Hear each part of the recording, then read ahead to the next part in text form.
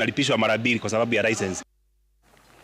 Na baadhi ya viongozi wa mrengo wa Kenya Kwanza wakiongozwa na mbunge wa Endebess Dr. Robert Pukose wamedokeza kwamba wako tayari kuweka kando tofauti zao za kisiasa na kushirikiana na gavana wa kaunti hiyo George Natembeya ili kuhakikisha utekelezaji wa miradi mikuu ya maendeleo kwa manufaa ya wananchi.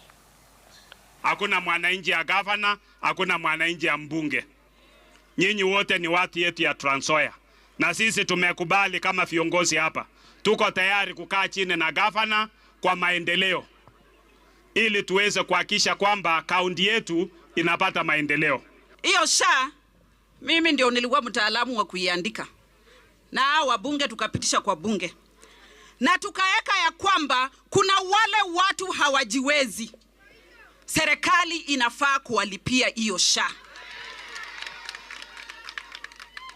Kwa hivyo ni jukumu letu sisi kama viongozi ambao tuko na nafasi kukuwa na watu wetu huku ndani kujua nani na nani hana uwezo wa kulipa na tuwaandikishe kwa ile list ambayo rais anaenda kulipia wale watu wa Kenya ambao hawajiwezi. Serikali